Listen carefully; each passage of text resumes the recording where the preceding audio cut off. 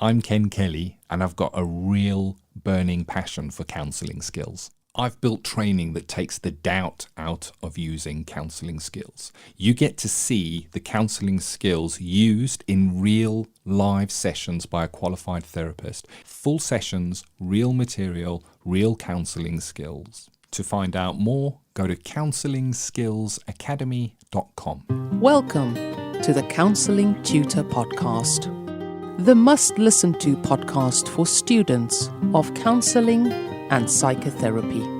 Here are your hosts, Rory Lees-Oakes and Ken Kelly. Hi, I'm Rory, and with me, as always, is Ken across the studio screen. How are you doing, Ken? I'm exceptionally well, Rory. I'm delighted to be here, and both Rory and myself are delighted that you have joined us. This is the Counselling Tutor Podcast, and you've joined us at episode 223. We have 3 topics that we're going to be discussing today, starting off with our Counselling Foundations, those important foundations that underpin what we do as counsellors and psychotherapists. Today, we're going to be going back to the ego states of transactional analysis. It's an interesting topic, even if you're not a TA practitioner. So I'm looking forward to that one. Then we go into focus on self, where we recognize you're the beating heart of your practice. We need to look to ourselves and be okay within ourselves to be there for our clients. And today we're going to be looking at self-regulation within our sessions. And then we go into practice matters, where we dip our toe into that we may come across in the day-to-day running of a practice, or presentations we may have that may come into our practice room. And today, Rory, you met up with Del Beach Campbell to speak about male survivors of sexual abuse. So we're going to hear all about that. But we're starting off with those foundations, Rory. Ego states, transactional analysis.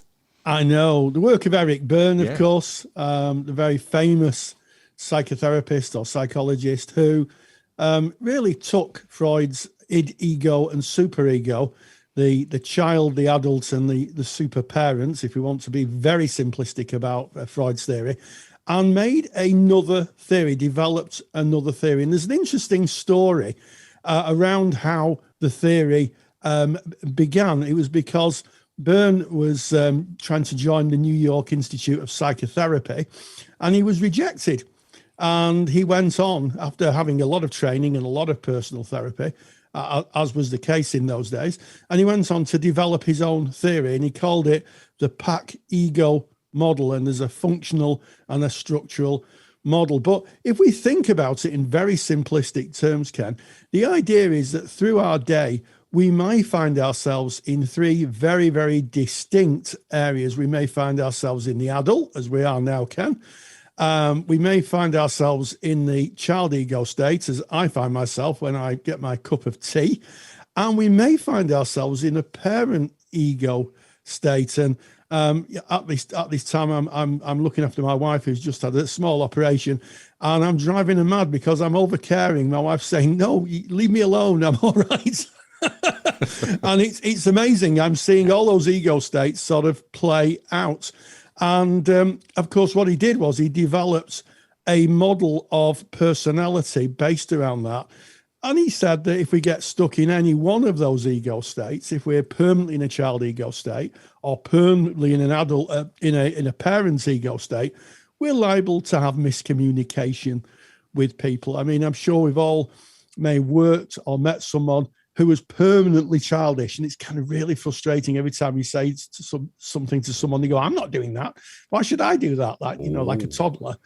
And also, you may have worked with someone who kind of is a bit like a parent, wags the finger and tells you what to do. It's a fascinating theory, and one I think that anybody who studies it, even at a minimal level, will get immediately, Ken. I like it, and so it's the PAC model as you kind of outlined there, Rory. So if you think of it as 3 circles, at the top, the one that's got P in it, and we're talking about parental ego state there, and then A just underneath it. So you've got top circle, middle one is A, and then the bottom one is C. So it's parent, adult, child in its most simplistic form. And the kind of theory suggests that none of these ego states are bad bad per se. They're just places that we might find ourselves in throughout a day, throughout a conversation. We can change from one ego state to another. As you said, Rory, you get your cup of tea and there's like a woohoo, that's child ego state. Woohoo, it's definitely a free child ego state.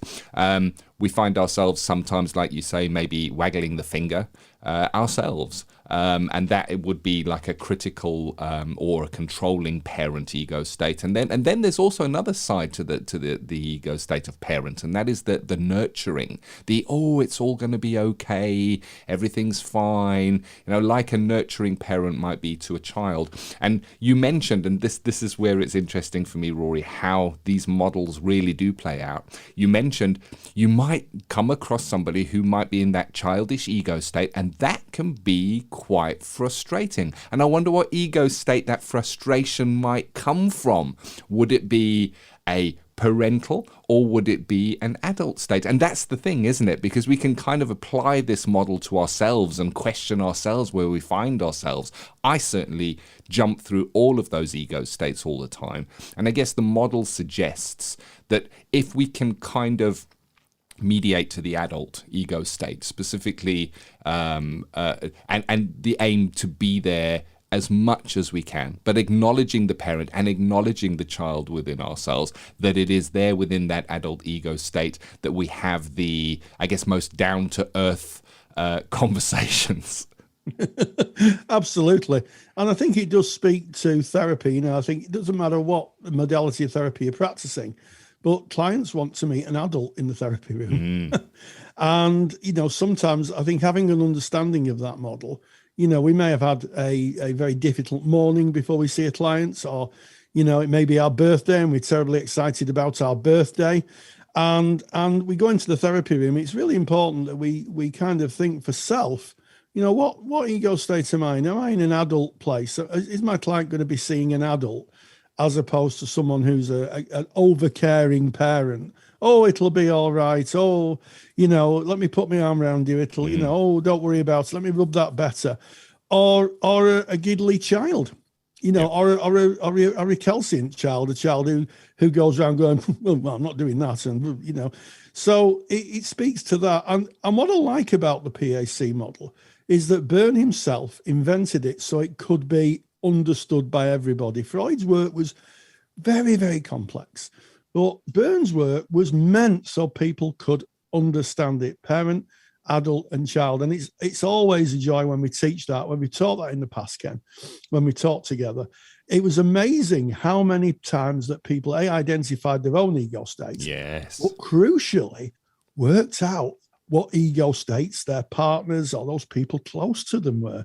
And what can happen is you can get something called a complementary transaction. So if you've got, two people, they're partners, they may be married or they could be partners. Sometimes what's happened is one is the parent and one is the child. And we can sometimes see that play out. A trip around the supermarket recently, and I saw someone berating their partner like they were four. We don't have those biscuits, do we? Because there's too many calories. We have those biscuits, and the person kind of skulked and put the biscuits back and picked the biscuits up they should have done. And it would have been quite amusing if if the person who was doing the berating was an adult and the person who being told off was a child, but the person looked like they were 40. So it can go backwards and forwards forever. And some people find that's where there's difficulty in relationships, where one person is being the parent and the other's being the child. I suspect it plays out a lot in couples therapy. Yeah, I suspect it plays out there. Yeah, very much so. And you're speaking about that being a complementary transaction. That complementary transaction can carry on indefinitely, where one person may find themselves playing predominantly in that maybe critical parent ego state, and maybe the other person in that relationship may be the adaptive child. Okay, I'm going to do what you say. I'm going to behave like you say. And we don't consciously think this. This is all playing out of our awareness. That's the thing with this. It's not that we know that we're there. And that can go on indefinitely. But what is not sustainable indefinitely is if a person is maybe in the critical parent ego state, well, I don't think you should have done it like that, you should have done it like this, and then the other person also goes into that critical parent ego state where they're going, well, I did it like this because and you can't tell me that because I did that. And that is not sustainable. And that's where you would have an explosion or a very volatile situation. You're not going to be able to stay in the same ego state for very long. And somebody's going to need to move either to an adaptive child, a free child ego state, or more healthily, and where we are kind of shown is the healthy place to go, into the adult ego state. So with the biscuits, it might be, well, we don't have those biscuits because, as you were saying, Rory, we'll go to the biscuits today. You can't have those biscuits because they're high calories and they've got too much butter in, and you know what that does to my tummy. And it might be, from an adaptive child perspective, oh, okay, we better not get these, then I'll put them back. Which ones do you want, adaptive child? Maybe the adult ego state might be, I hear you saying that, and that these are not a fit for you, but I actually quite like them. So how about I have them, you don't? Which ones would you like? And that would be going into an adult ego state. Yes, absolutely. And then we have something called an ulterior transaction. And I could give you an example of this being played out. Many years ago, I went to buy a car, and I went to the car showroom and I selected the one I wanted. And the salesperson said to me, it's got alloy wheels. And I said, oh, very nice. And he said, it's got a Bluetooth stereo. And I said, oh, very nice. He said, it's got a leather steering wheel. And I thought, why is he keep talking about this? I can see it has wheels. I can see it's got a stereo. And I can see it has a steering wheel. Yeah. And he said, you know your car? And I said, yes. He said, it's got more brake horsepower than your car. And then it struck me. What he was trying to do was access my kind of child ego state. So that I go, oh, it's got a Bluetooth stereo and it's got alloy wheels and this. And of course, when you're in a child ego state, you don't make the best decisions. And that's what he was trying to do. And I think I got about 3,000 quid off that car by staying in the adult ego state. Yeah. I said, very nice. I'd like a discount. But that's an alternative. And for some people, they would have just got lost in that. They would have been playing with the radio and feeling the steering wheel and, you know, oh, look at these alloy wheels and low profile tires. And at that point, of course, when you're in a child ego state, you're not critically thinking. That's the whole point of the adult ego state. You're more able to critically evaluate. And I asked him, I said, is this a sales technique you taught? And he said, yes. Yeah. He was honest enough, because once I'd called him out on it, he said, yeah, we taught to do that for the reason that we don't want to give a discount. Yeah. Yeah. And I hear you giggling there, Rory, but it is a manipulation. It's really interesting as you're saying that, because I tell you what's coming up in me is a bit of a critical parenting. I want to go over to him and have a bit of a word with him about that, Rory. Let me try and rip my friend off. But it is, isn't it? It is a manipulation. Understanding the psychology and how we think and understanding these ego states, it can be used to kind of influence where somebody might be at. And like you're saying, you know, when you go, especially into what is called the free child ego state, the free child ego state, I best describe by going, wee! You're full of excitement. And there's a bubbliness within you, and we can all relate to that kind of feeling at some level. You're not really, I guess, making great decisions. I'm not saying you... what I'm trying to say is critical thinking. Your critical thinking skills are going to be a little bit less when you're going wee than they might be if you're going, okay, let me take this on balance. Yes, it's red. Yes, it's got more horsepower. Hold on a minute. Doesn't that mean it's going to use a bit more fuel and be more expensive to run? And there you're now kind of evaluating it from an adult perspective. But if there is that manipulation, and I know it's taught in sales, in sales and it's used in sales. I think being aware of it, there's another good reason to learn it. But we put ourselves there as well. You know, you might be reading reviews and doing the same kind of thing. You're interested in buying something, you're looking at the reviews and you're looking for the stuff that confirms your excitement for this product, and you get more and more excitement, and you think to yourself, where am I? What ego state am I in? And I recognize it within myself. I like hi-fi stuff, Rory. I love music, and I can spend eye-watering amounts of money on things that my wife doesn't think are such a good idea. But in the moment, I'm picturing myself listening to it, and I'm getting that child excitement within. I get the little butterflies and the little fizzy feeling, and I want to buy it. And what I've done is I've kind of set myself a rule that I have to sleep on it.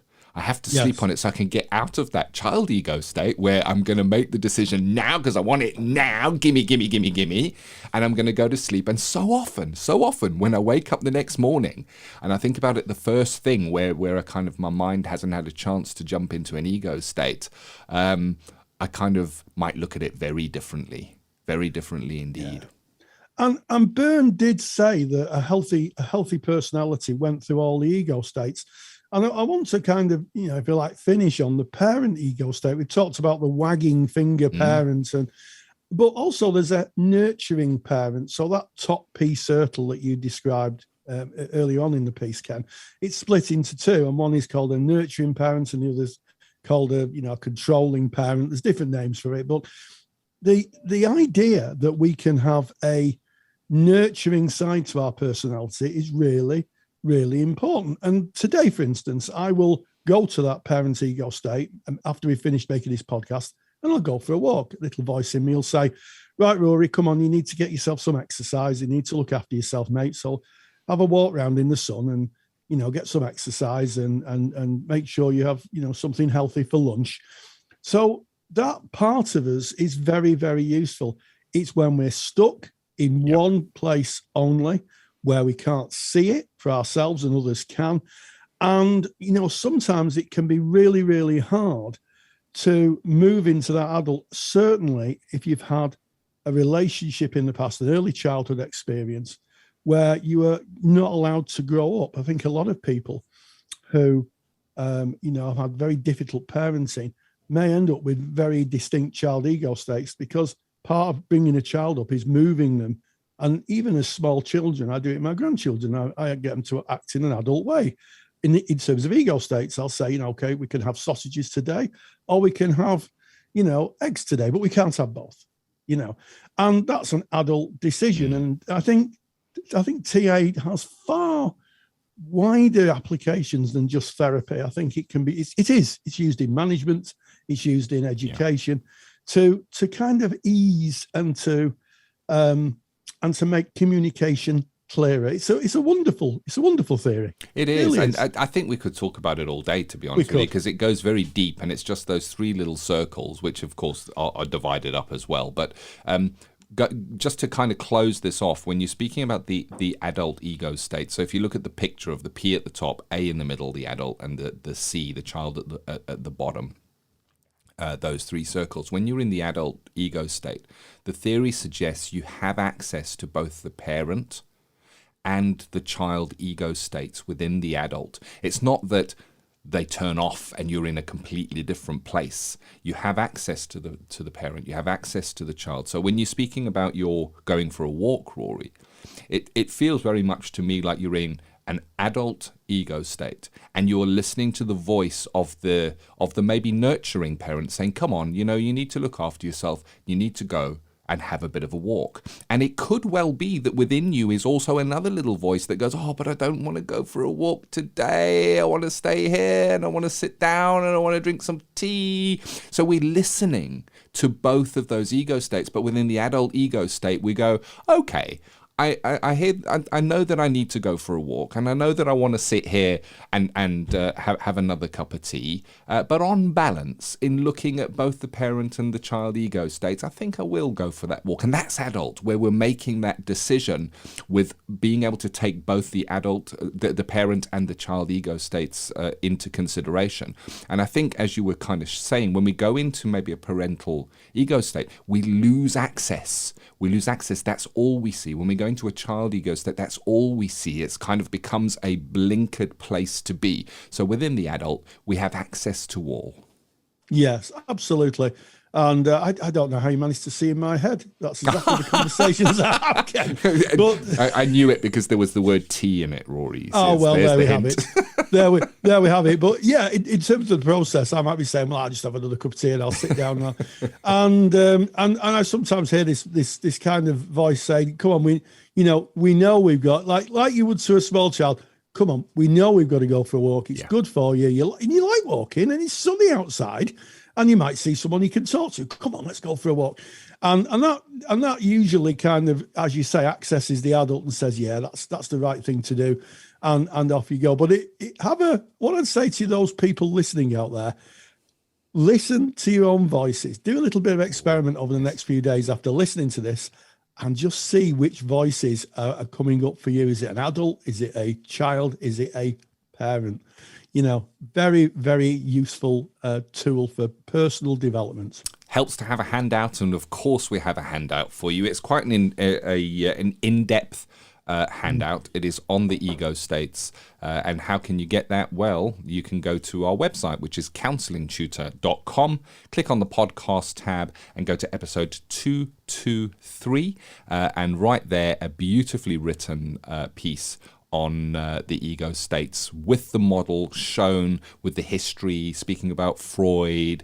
And this is written by a very good friend of Counselling Tutor, Steve Wrigler, who put this together for us, who trained in TA and wrote this and did a little bit of work for us. So definitely go and get that. Counsellingtutor.com. Click on the podcast tab, episode 223. Get your handout.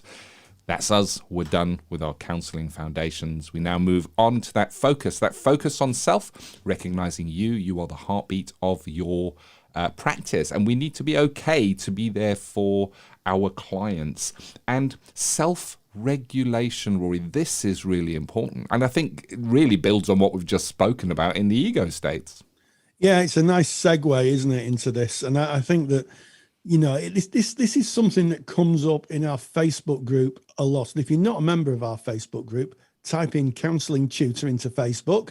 You'll find us. We're a closed group. That's it. Type it in like that. Knock on the door. I'm doing a knocking sound for those watching on the video feed. Knock, knock, knock. Thank you, Ken. And our caring, wonderful moderation team will let you in. And you can join thousands of like-minded people talking about the world of counselling and psychotherapy. We have students, qualified colleagues. We have tutors, supervisors, lots of different people doing lots of different modalities and courses.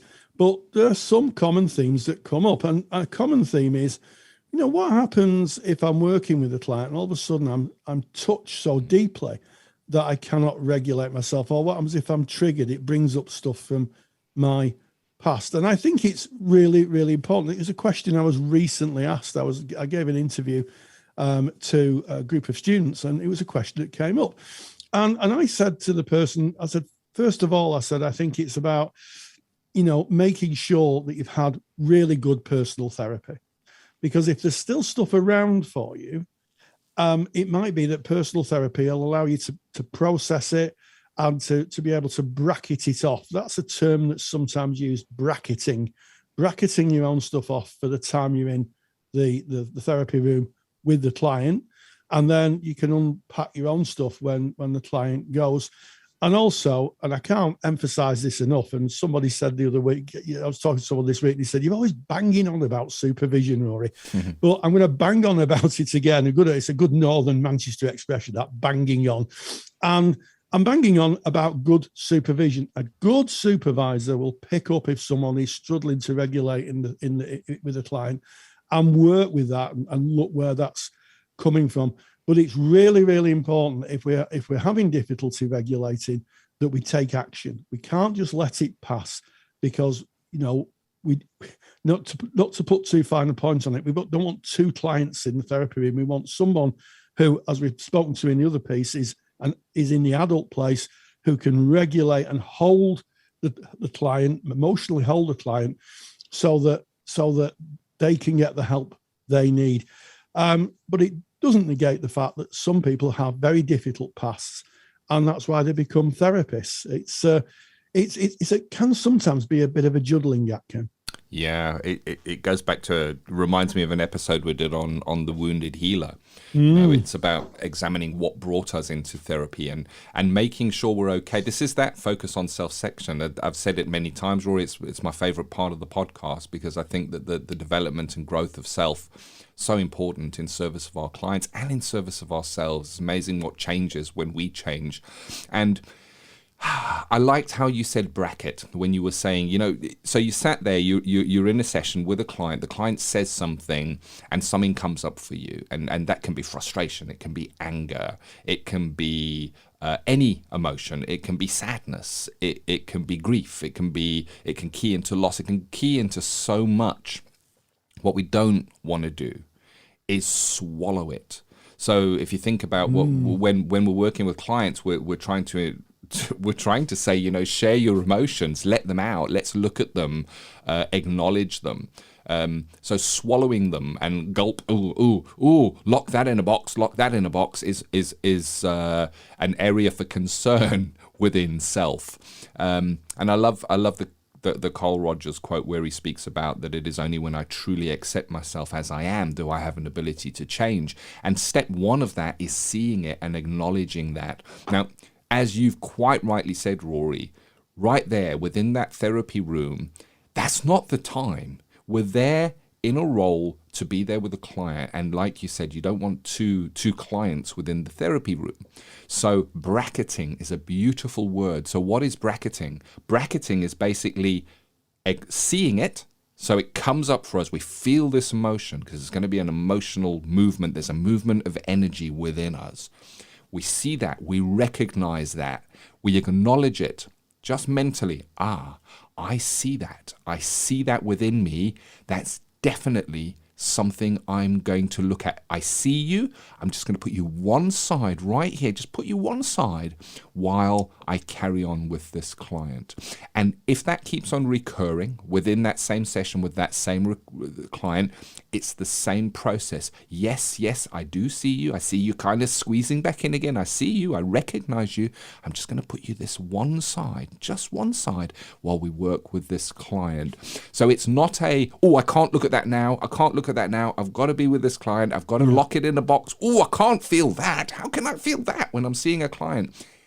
Acknowledge it. And then kind of put it one side to be looked at. When the client goes, you do your notes, and then you have a little bit of space to go, okay, all right, let's unpack this. Let's have a look at it. Let me process that. Let me write about it. Let me journal about it. Let me speak to a peer about what came up for me. Let me, of course, speak to my supervisor. And it can sometimes indicate that we need to go into our own personal therapy, Rory. It's a great indicator, that kind of stuff. Yeah. But not always. Sometimes it's just stuff that is passing through us, and it's okay to feel those feelings. I think that's important to put out there. It's okay to feel those feelings within the moment. It's not okay to let them overwhelm us in our job. Yeah, and I'll give you an example. A good few years ago, I was working in a school as a child therapist, a school counsellor, and I can remember meeting a client and that happening to me, and I felt the term I used to my supervisor was I felt breached. Felt like my emotional door had been kicked in, and I remember thinking to myself, I'm going to have to bracket this off, take that feeling, acknowledge it, put it to one side, work with the client the best I can, because it was a real overwhelm. I was having to really struggle to get in the client's frame of reference. And then when the session ended, I made sure that I'd had an early supervision to look at this, because it was very unusual to feel the way I did. And really it was just a case of some transference. The client reminded me of someone in my life, and there seemed to be a more of an urgency with this client than with other clients, and it was just because they're, frankly, the person reminded me of my daughter, and as a consequence of that, I was okay with it, and it was a bit of a learning curve that even someone who taught transference on a weekly basis could experience it and be overwhelmed by it. And it's not a weakness. That's the other thing I'd say. part of being a compassionate therapist is that sometimes we do kind of come to the very line of our own emotions. It goes right to the line. But as Ken said, get some good supervision, bracket it off. And, if it persists, I think that's the time to visit your own personal therapy. Really is. Definitely. I'm glad that you spoke about transference there. And we speak about transference often. And transference is invisible. You don't see it. You can be the transference lecturer of the world who studies only transference. You will still have invisible transference that plays out. That's the whole nature of transference. Once we've named it transference, it's no longer transferential because we can now see it. It is out of awareness.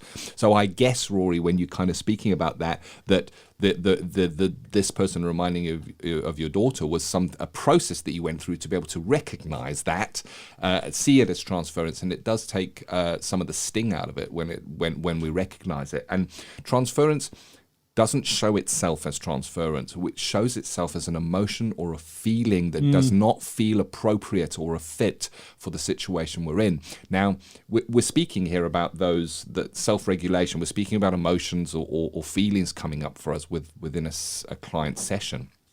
And the thing is, we work empathically and we work in emotion, and we're traveling down this road with a client. We're going to be empathically sharing that journey, and that's okay. We've spoken on previous episodes about maybe being moved to tears within a session from a client and what they're sharing. But within that, what makes that appropriate is that we are in the frame of reference of the client. And you said it so well, Rory, when you said, all of a sudden, I was no longer in the frame of reference of the client. And that is where we see it as, aha, this is not their stuff. This is my stuff that is falling in here. And I can certainly recognize it. I've felt anger. And I almost feel ashamed. If it hadn't been for the work that I did with my supervisor around this, I felt anger in a client session, somebody that I'm there for with this unconditional positive God, not judging who they are. And I felt anger from something that they said. It wasn't something that they said. It was a feeling that was triggered within me from my past because of something that they said. But that anger, I was almost reluctant to take it to supervision, Rory, because that's not what counsellors feel. And I think, us having this conversation, it is important because we do feel these things. They do come up, and it's about recognizing, seeing it, acknowledging it, and taking it and working on it, either with yourself through process or taking it to a supervisor, speaking to peers about it. That's what takes the power out of these. We are emotional beings, and our own lives do jump in every now and then. And that emotional regulation, as you said, Rory, I love the wording of this, bracket it. Just bracket it. Acknowledge it, see it, put it one side, say, I'm coming to you in a mo, I'm now in service. Absolutely. I think you put it so eloquently. And I was smiling when you were talking about, talking about the supervisor saying, you may be the most experienced counselling tutor in the world, and you talk about transference on a regular basis, but when it happens to you, it's not easy to identify. Pretty much what my supervisor said to me. She kind of sat and she smiled as I was saying this, and I'm kind of saying, why can't I see it? And she said, well, how often have you told your students that you can't see it? And I'm like, well, yes, I do that. So why would it be different for you? Oh, fair enough, got me. But it does come up, and what I would say, and it's a bit of a plea, if it does happen, certainly early in practice, it can be very off-putting. It can bring up feelings of, can I do this? Am I in service? And what I would say is, it's good that that's coming up for you, but please get supervision. Yeah. Please talk to your tutor, chat with your peers. You'll find you're not the only person in the world who this happens to. And, I'm sure that in my practice life, it could happen again. I'm not immune to it, even though I've done, I don't know, thousands of hours. You're just not immune to it, because transference is kind of sneaky. It's a kind of sneaky process. You just don't see it happening until it's actually happened. Yeah. I mean, if we kind of grew out of it with thousands of hours, then we wouldn't need supervision anymore. We'd be superstars, and nobody is. Nobody is. And good supervision, so important. And as you said, Rory, we mentioned supervision again and again and again. And I wanted to put something in here.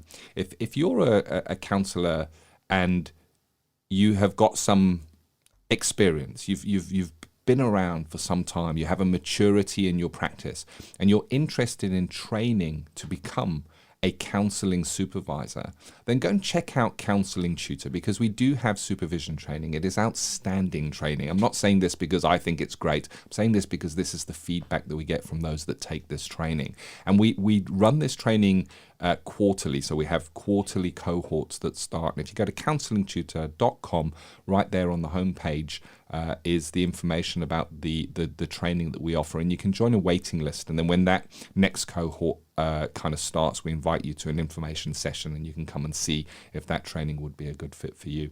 That is our focus on self for today, Rory.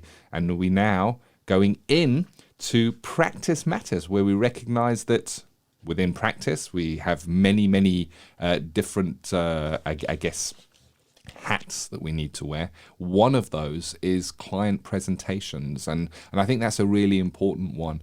We do CPD so that we can inform ourselves, so that when we're working with a certain client presentation, we have information and we can go further and more in service of that client. You spoke with Del Beach Campbell about male survivors of sexual abuse, Rory. Absolutely. And there's a lot of discussion around female survivors of sexual abuse, and absolutely correctly. But sometimes the voices of male survivors of sexual abuse are sometimes not as prominent. And Del Beach Campbell has done a fantastic lecture for the Counsellor CPD Library on working with male survivors of sexual abuse. And this is what he had to say. Practice matters. The National Counselling Society is proud to sponsor Practice Matters. National Counselling Society are really excited to have launched their Children and Young People Therapist Register for counsellors working with the younger age group. To find out more, visit nationalcounselingsociety.org. nationalcounselingsociety.org. And we welcome Del Beach Campbell, who's done an absolute fantastic and I think timely and important lecture on working with male survivors of sexual violence. So Del, very welcome. Hi, nice to meet you, Rory. Now, we hear a lot, and rightly so, about violence towards women. And it seems to be in the media, it seems to be in our practices. We hear it a lot. We don't hear that much about male survivors of sexual violence. It seems to be something that we don't hear a lot of. And my first question is that because there's less, or is that because it's something that just isn't in the awareness of, in the public consciousness? I think the answer is probably a bit of both. Yes, it is true that statistically more females are the survivors or victims of sexual violence and sexual abuse than males. Having said that, some statistics even suggest that 1 in 6 men have suffered sort of unwanted sexual contact at some point in their lives. And also it's interesting at Survivors UK, where I work part-time and run group work programs for the male survivors of sexual violence and sexual abuse. They're sort of really the referrals are sort of more than ever before. But there's so much stigma around men coming forward. I think part of the problem is it's a little bit to do with the media. Unfortunately, most perpetrators of sexual violence are men, although not all. And therefore, the discussion around it tends to be about seeing men as the perpetrators, as the abusers, as the offenders, and not as the victims or survivors. But even with your talking about men being a minority, I don't think we live in a society where a minority should be overlooked. I think we've all moved forward from that. If we're talking about a minority where we're talking about thousands of guys and boys, then somehow we've got to change that culture. And I think part of the issue is, are men able to talk about their vulnerabilities, about abuse, about trauma? And it could be argued that women, without stereotyping, are perhaps better at doing that because of the society we live in. And if that is the case, what can we do about it? Yes, and I think I'll pick up on your point about the fact that even though the types or the instances of abuse are less than women, it's still important. We mustn't overlook minorities, and we mustn't overlook the fact that this is a very, very real issue. So I guess my next question is, what is male sexual abuse? How might that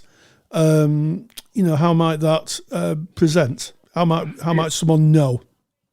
I think it's a really good question, because when I do the group work, so we often have about 10 to 15 guys. At the moment, of course, it's on Zoom, but we do it in person as well. And it's interesting in terms of what is sexual abuse, what is sexual violence, what is rape. There are legal definitions, but the interesting thing is the experiences of the guys in the room are varied quite a lot. So you'd get some guys normally in an average room where we're talking about childhood sexual abuse. And that could be typically from a family member, a friend of the family, or somebody that was trusted by the family, like, for example, a PE teacher or piano teacher, something like that, or somebody who is trusted by the school that they went to.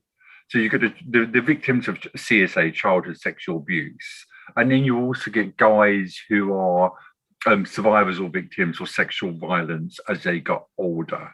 And their experiences, again, would be very, very varied.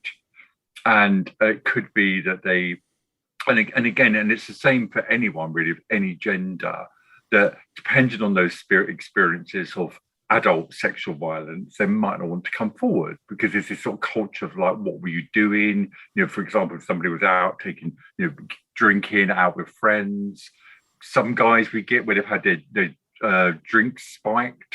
So all sorts of, we always say in the group, by the way, that there's no sort of hierarchy of abuse. So somebody who was unfortunately the victim of abuse over a sustained period of time, or maybe even the victim of grooming, their experience could be equally traumatic as somebody who had a one-off experience as an adult of sexual violence.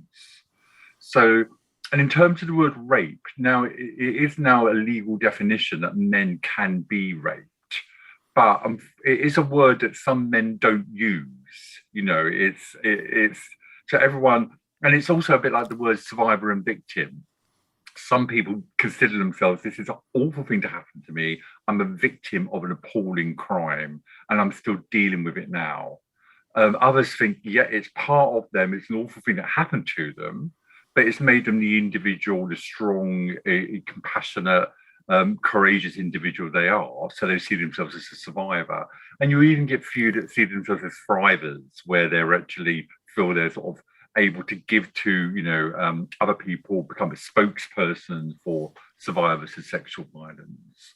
But it's an interesting question, because even if you're a survivor yourself, what does it actually mean, and what does it feel like? And does it mean you're a victim? Or does it mean you've got baggage? Some guys come in, does that mean I'm sort of fatally flawed for the rest of my life? And the answer is no, it doesn't. No. Yeah, so I'm gaining an insight here that it is it's about as much about individual perception as it is about the legal definitions, if you like. It's how people perceive it. Now, one question that I've always been interested in is, are the perpetrators on male sexual violence tend to be predominantly male, or are there female instigators of male sexual violence? Yes, certainly. And then in the UK, statistics around this type of thing are quite hard to find. So it'd probably be a brilliant research project. And I think for when I do run a group work, as I say, if there's a dozen guys, usually by an average, there's at least one in that group where the perpetrator was female. Often, typically, but not exclusively, it could again been a female member of the family or a trusted person. like a childminder when they were young. It could be as well a female partner. But obviously, if the men are having problems coming forward, and they do, about disclosing male perpetrators, then to disclose a female perpetrator is even more difficult, even more challenging, there's even more stigma. Because we talk about things like the reactions of when you're a victim of, when you're experiencing sexual violence, of sort of fight, flight, freeze, flop, fear. But, as it said in my presentation, most of us, whatever gender we are, we don't fight back. We're, in those type of, we tend to flop, or we freeze, or we even befriend the perpetrator. And this is true of men too. But the additional problem that men have got is that they are society thinks, well, why didn't you fight back? And if the perpetrator was female, it's even more the case. Well, surely you could have defended yourself. So that's why I think it's even more of a taboo subject at the moment for guys to come forward. Yes, and in terms of the male experience, is there the same misconception, the you were asking for it, you were being provocative type of attitudes that surround sexual violence in general? Yeah, absolutely, it's the same. So it could be that if there were other factors involved, such as drugs or alcohol or socializing, or even what and women, of course, get this all the time, what you were wearing, what you were doing, were you provocative, were you flirtatious? Obviously, our survivors, in terms of sexuality, a complete cross-section, but some of the gay guys especially get this quite a lot, did you sort of lead them on, and that's really, because obviously sexual violence is around power more than anything else, which is sometimes it's not necessarily to do with any sort of sexual attraction between the perpetrator and the victim. So therefore, for men where the perpetrator is another man, it doesn't necessarily have an implication on the sexuality of either the victim or the perpetrator, if it is just about power and control. Yes. Yeah, I mean, I think that's a really comprehensive answer, Del, and I think it does speak to the fact that no matter who is the victim, you use the term victim here, is that they should be taken seriously. This kind of outside influence of did you lead them on should be really dismissed. No is no, and that's the end of it, isn't it? Yeah. So as we come to the end of this interview, are there any kind of misconceptions or kind of fantasies, for want of a better word, that people have about male sexual violence? Yeah, I think there's quite a few actually. I mean, they sort of hover around, and sometimes when we do a group work, they like to discuss them. So one of the things I've already said about is sexuality. So really, it's statistically true that if you're a survivor of sexual violence at a young age, it may be you're more likely to be a survivor again later on. So we've got some guys coming to us who've been experienced sexual violence on more than one occasion, and it could be because abusers, perpetrators single out the vulnerable. It isn't true to say that if you're a victim of sexual violence, you're likely to go on to become a perpetrator. That is a myth, and that's something that men especially fear. And it isn't true that being a survivor has an impact on your affects your sexuality. It doesn't make you gay or straight or bisexual, but it does have an impact on how you feel about your sexuality. I guess we've all got the right to enjoy our sexuality. Yes. And if you've been a victim of sexual violence, and that's the first sort of physical, almost intimate contact, if you call it that, you've had with someone, it's bound to have an impact, which is why we run groups, especially like speaking about sex as a survivor and building sort of positive relationships with people, not just partners or sexual relationships, but also friendships. The issue of trust comes up all the time. How can you then go on to trust other people? And how can you then go on to trust yourself if you feel you've made poor choices in the past? And of course, we remind people it wasn't your choice to be a victim of sexual violence. It was something that was imposed upon you. But it's that thing about people blaming themselves, people feeling guilt, and also people feeling shame. and dealing with things like shame, I feel the best way to respond to that is for men to talk. If there's a high suicide rate amongst men, highest, killer over between the ages of 25 and 35, men need to talk, and they need to feel that if they speak about sexual violence to their mates, or whoever, that they're going to be heard. Yes. And it shouldn't be a taboo subject. Absolutely. And, you bring up those very poignant statistics regarding suicide, and male sexual violence does play into that. Finally, as we come to the end, for those who watch the lecture, Del, what do you hope they'll take away from it? Yeah, well, I'm hoping it will take away some of their preconceptions, and especially for practitioners, counsellors, therapists. I think it's really good to perhaps acknowledge that if a man comes forward to you and discloses what this has happened to him, it's a courageous thing to do. It's courageous and it's brave and it's strong for men to talk about their vulnerabilities and about their trauma. Because unfortunately, we're not quite there yet, I don't think, with society as a whole. So any man that wants to come forward and speak about this trauma that they may have lived with, it takes an average of 26 years for a guy to come forward to speak about sexual violence. So for a man or a boy to do so, that's an amazing first step. So hopefully they'll get that from the workshop. Well, I mean, we've heard that message really loud and clear, Del, and thank you for amplifying it for those people out there. There's no shame in disclosing and gaining help. I've seen the lecture myself before it's been released, and I have to say it's a fantastic lecture. It's not to be missed. So, Del Beach-Campbell, thank you so much for joining us today. Thanks, Rory. It's been a pleasure. Thank you. Thank you to Del Beach-Campbell. Thank you to you, Rory, for hosting that interview. And if you're interested in learning more about what Del was speaking about, male survivors of sexual abuse, you can see the entire lecture, and that is in the Counsellor CPD library. If you remember, log in. That lecture is there for you. If you're not a member of the Counselor CPD library, go to counsellingtutor.com. All the information of what the CPD library is and how to join is right there for you. This has been episode 223 of the Counselling Tutor Podcast, Rory. It has. And we started off with Counselling Foundations, talking about those ego states, the journey through parent, adult, and child. Then we moved on to focus on self, regulating yourself in the therapy room, and I unusually talked about transference, not that I usually talk about transference, and how to regulate and be kind to yourself should you find yourself struggling to regulate in the therapy room. And then finally, I think an important interview with Del Beach-Campbell, who talked about working with male survivors of sexual abuse. And as always, stay grounded and stay safe. Take the stress out of your counselling studies and get the support of Rory and I by joining us in the Counselling Study Resource.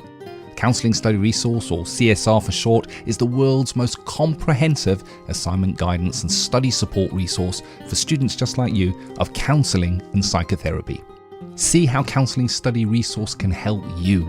Visit counsellingtutor.com. That's counsellingtutor.com. Thank you for listening to the Counselling Tutor Podcast. Find the show notes for this episode on our website at www.counsellingtutor.com.